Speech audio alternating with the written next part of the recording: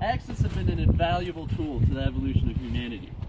They've been around since the start, from hand axes to the first shafted axes found 6000 BC. Axes were developed from the need to protect oneself from the environment, to efficiently gather wood to provide heat, and for protection from animals or other humans. Now let's take a closer look at how these things work. Axes endure high load, low cycle stresses.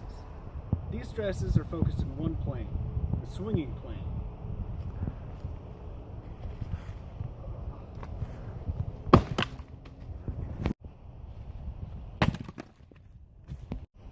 Not all swings produce the same stresses.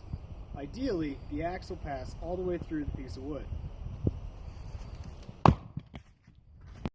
But sometimes, non-isentropic qualities of the wood prevent the axe from passing all the way through. When the axe doesn't pass all the way through the piece of wood, there's a larger impulse force because there's a shorter stopping distance. This causes stress concentrations at the interface between the handle and the axe head.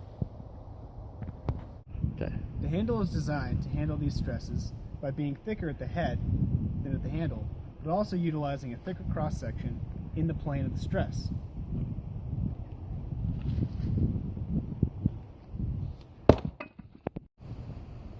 Poor swinging form can reduce the life of your axe by introducing stresses that it wasn't designed for.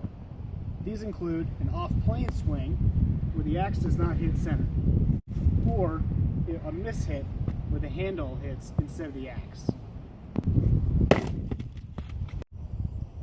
These stresses can cause failure in two different ways. The first is catastrophic failure, where the head breaks off due to a mishit or a high impulse is generated. This is a brittle fracture in the axe handle. The other is gradual failure due to vibrations that loosen the interface between the head and the handle. This can allow the head to swing off during a swing. If you heat your home with a wood-burning stove, you'll use between 4 and 5 cords of wood per winter. If you chop your own wood, this equates to 3,000 to 4,000 axe swings per winter.